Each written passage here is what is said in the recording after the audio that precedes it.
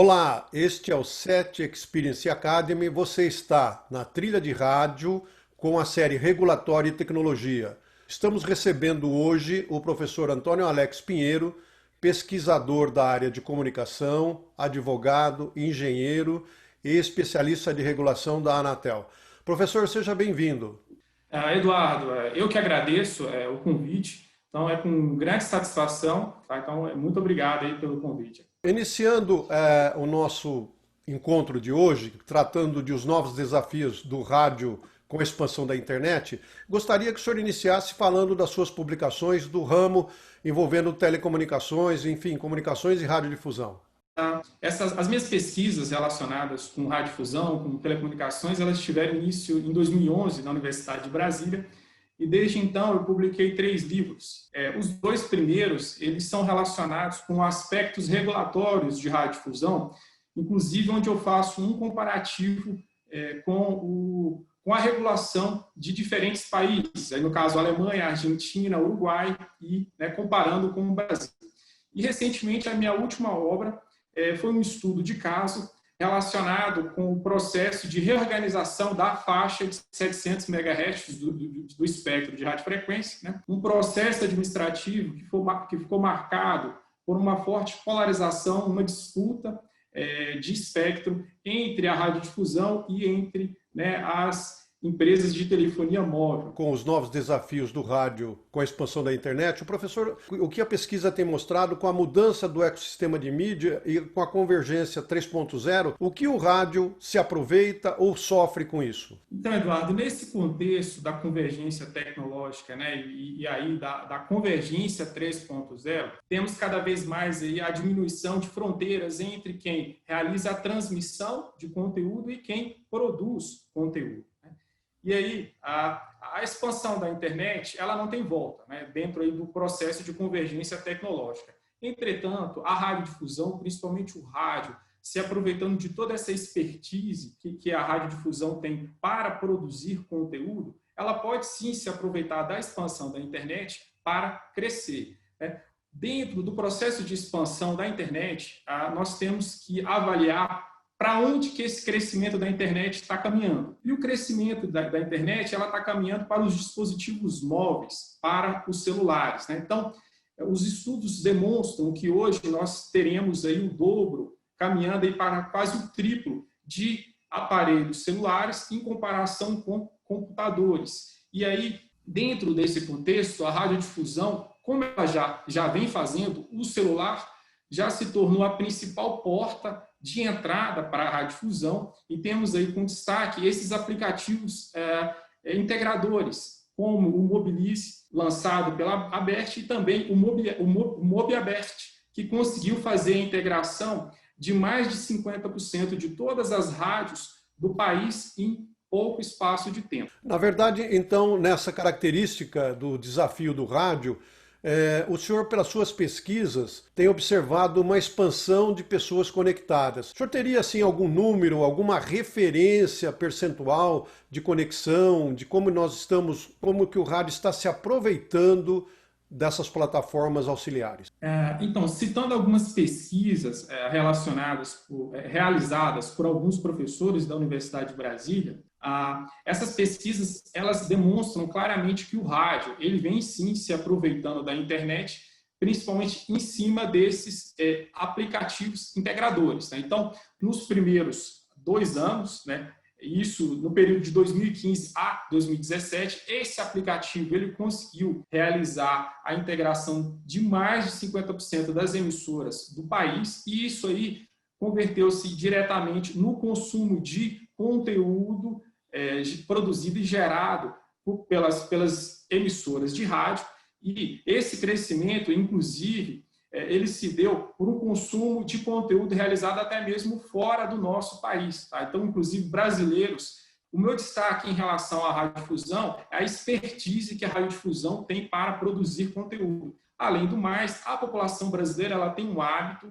ela gosta bastante da radiodifusão, ela gosta da sua novela, ela gosta daquela programação, daquele conteúdo que é produzido ali por sua querida emissora de rádio. Muito bem, professor, a gente observando essa expansão, a base de conexão, há algum reflexo também na receita ou ficou só na audiência? É o caminho do dinheiro, né? Então, assim, nós temos que rastrear o dinheiro até mesmo para avaliar como será o futuro, né, de diferentes setores econômicos, né? Então, assim, embora a internet ela venha crescendo, tá? Eu vou citar números aqui da divisão do bolo publicitário de 2018, tá? Do primeiro semestre de 2018, né? Então, assim, são números aí recentes. Então, a radiodifusão, ela continua ficando com a maior parte da receita de arrecadação publicitária. Então, a televisão aberta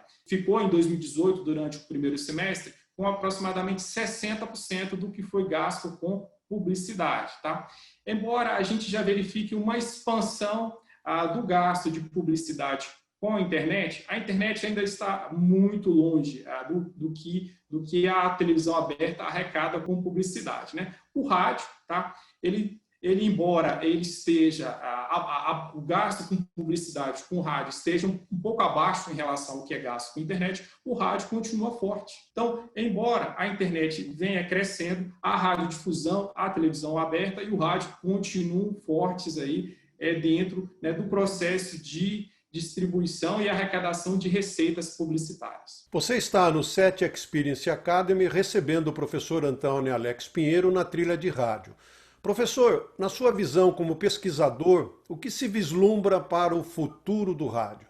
O aumento da competitividade, haja vista a expansão da internet, né? Então, porque é muito fácil essa produção de conteúdo a partir da internet. Entretanto, eu vislumbro que a radiodifusão como um todo no Brasil, incluindo a televisão aberta e o rádio, eles continuarão fortes pelos próximos anos. Eu destaco 2 pontos, né? Inclusive eu já ressaltei aqui, que a expertise que a radiodifusão tem para saber produzir o conteúdo que a nossa população gosta. Tá? Então, embora tenhamos aí uma concorrência de conteúdo internacional, esse conteúdo internacional ele não tem a expertise que aqui os nossos radiodifusores têm para produzir conteúdo.